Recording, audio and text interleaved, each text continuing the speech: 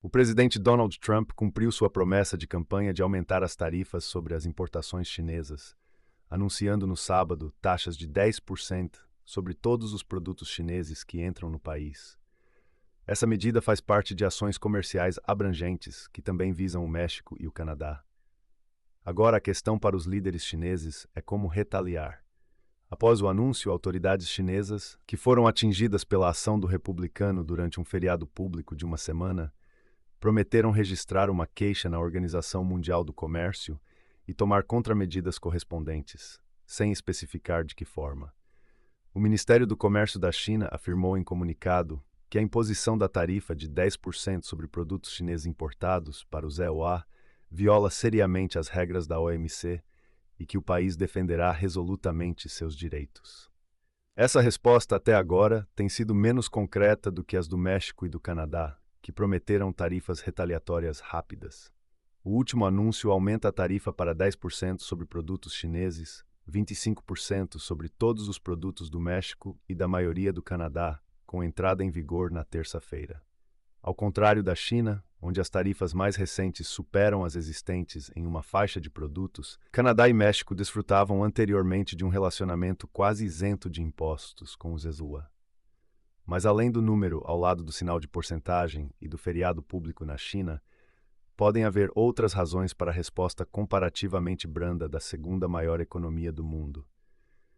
Pequim teve um início inesperadamente caloroso no segundo mandato do republicano, um desenvolvimento bem-vindo para os líderes chineses, que buscam evitar a escalada de atritos comerciais e tecnológicos enquanto a economia do país, dependente de exportações, desacelera.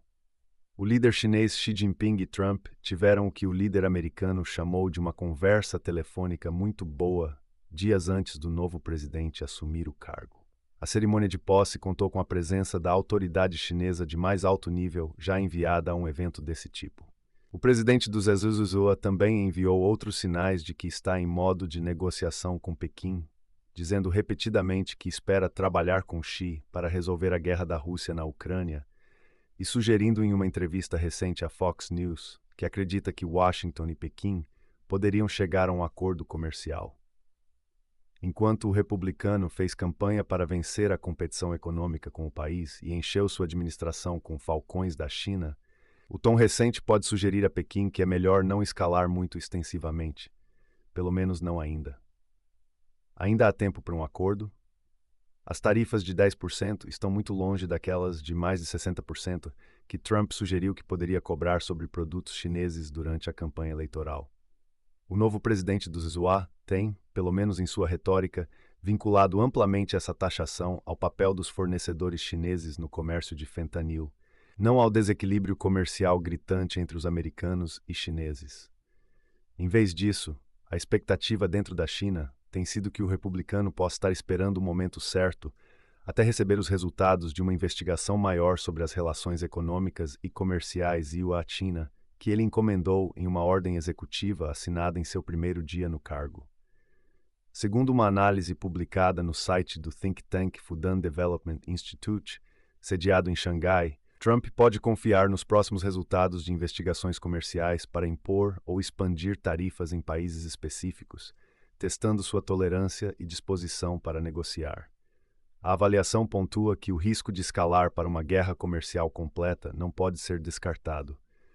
Antes que quaisquer ações reais sejam tomadas, Trump ainda pode usar estratégias ambíguas para pressionar oponentes e esperar por concessões substanciais deles. A revisão ordenada por Trump, prevista para 1 de abril, deve orientar se a Casa Branca impõe mais impostos à China. Enquanto isso, Pequim tem tempo para construir um relacionamento com o americano, entretê-lo na capital chinesa ou pressionar por um acordo preventivo para evitar penalidades econômicas mais severas. A mensagem do alto escalão político da China tem sido conciliatória.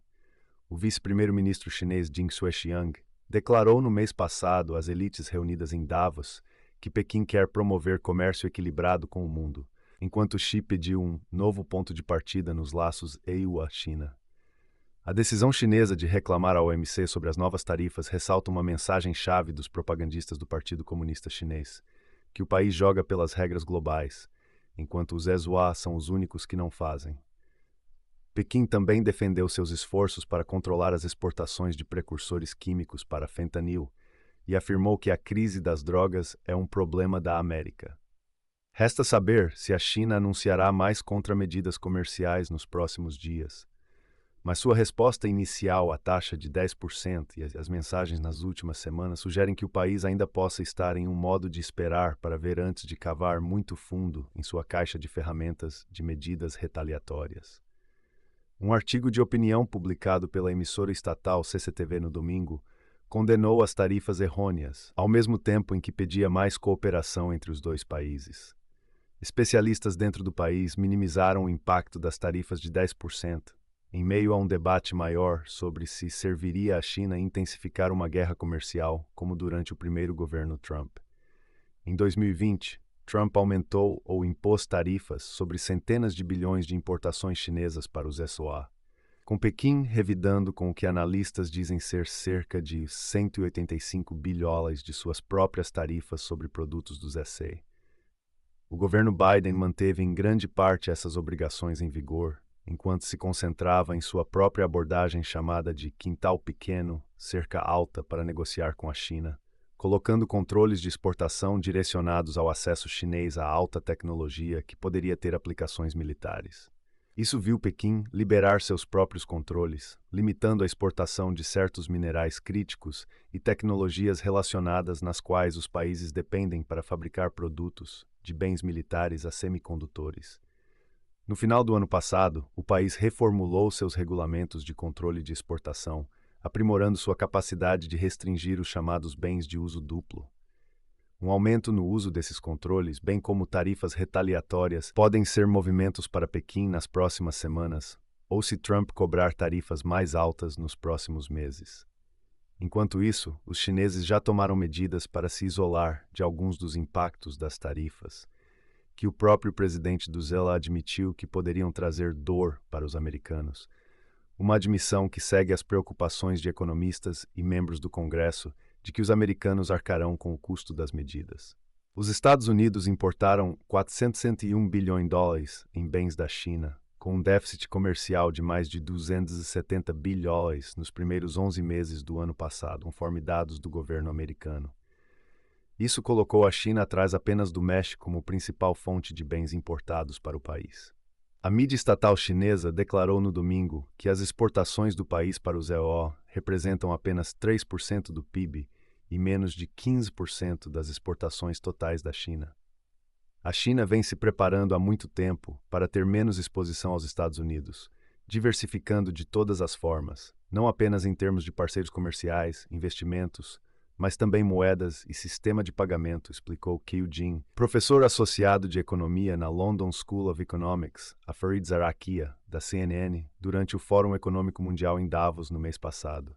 O especialista continuou dizendo que as tarifas prejudicarão ambos os países. Mas você já viu um tipo gradual de redirecionamento do comércio para outros países? A China vê Trump como alguém com quem eles podem negociar, que há espaço para negociação, acrescentou Jin.